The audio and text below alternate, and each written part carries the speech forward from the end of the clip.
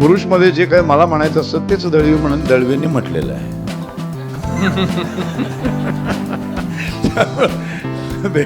बरोबर पोचतं ते, आणखीन काही वेगळं म्हणायची गरज नाही. कारण ते शरद पोंक्षे म्हटलं ना की ते वादग्रस्त ठरतं. पण ते जयवंत दळवीने म्हटलं ना कोणीच काय चिडीत चुप. आणखीन एक गंमत, आता अगदी विषय निघाला 2 मिनिटं फक्त बोलतो की सामान्य माणसं आणि राजकारण्यांमधला फरक ह्या नाटकाने दाखवून दिला.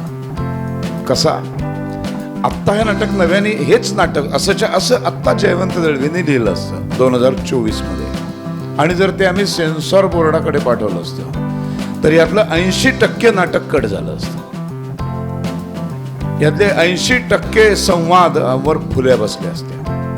आणि त्याचं कारण असं दिलं गेलं असतं की ह्याच्यामुळं समाज बिघडेल, ह्याच्यामुळं समाजामध्ये प्रक्षोभ निर्माण होईल, जाती जातीमध्ये भांडणं लागतील, समाज विघातक असं हे नाटक आहे, असं कारण दिलं गेलं असतं. ऍक्च्युली सामान्य माणसं समाज विघातक कधीच नसतात. समाज विघातक राजकारण करणारे लोक असतात. हे नाटक बघायला काय फक्त ब्राह्मण येत नाहीत, हे नाटक बघायला फक्त मराठा येत नाहीत, हे नाटक बघायला फक्त दलित येत नाहीत, हे नाटक बघायला सगळे येतात. 45-46 प्रयोग झाले.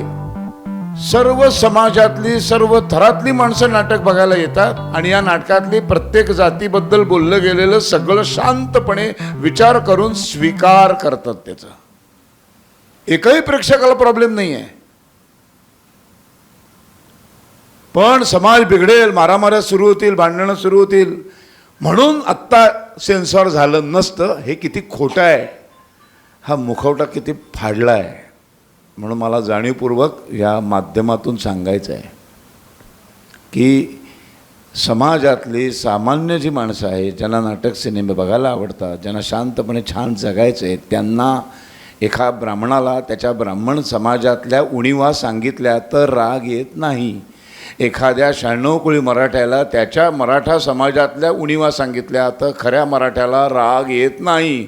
दलिताला सांगितल्या तर त्याला राग येत नाही.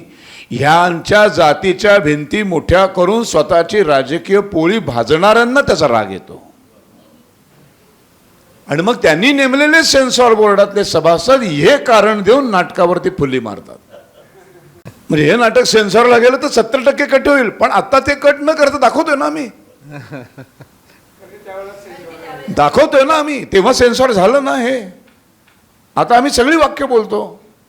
आता आम्ही बोलताना असा कुठेच विचार केला अरे बाबा हे आता कसं बोलवावं. म्हणजे ती एक वाक्य म्हणते की अगं पण आपण ब्राह्मण आहोत, तो हिने माझ्या मुलीने ज्याच्यावर प्रेम केलं तो खालच्या दर्जा जातीचा आहे, तर ती लगेच म्हणते मग ब्राह्मण काय चाटायचं आहे. हे वाक्य आहे नाटकात. एकही ब्राह्मण ब्राह्मणाविरुद्ध बोला असं कोणी बोलत नाही. आधी ब्राह्मण असे आयुष्यात कधी बोलणारच नाहीत. त्याच्यावर पण वाक्य आहे स्पृहाच्या तोंडी की तो काय ते वाक्य आहे नाहीये. ती म्हणते की तुम्ही एक पाहिलं का सिद्धार्थ इतरांसारखा आक्रस्ताळा नाहीये आणि तुमच्या आमच्यासारखा बुळबुळीत पण नाहीये. हे वाक्य ज्यांना आक्रस्ताळा म्हटलंय तेही समाज शांतपणे ऐकून घेतात आणि ज्यांना बुळबुळीत म्हटलंय तेही ऐकून घेतात. एकही मारामारी नाही, एकही भांडण नाही, शांतपणे येतात, भयंकर कौतुक करतात आणि नाटक बंद करू नका म्हणलं ती काळाची गरज आहे. म्हणजे आता जे काही होतं ना सगळं त्याला मुख्य कारण कोण आहे मी सांगत नाही, तुम्ही समजा.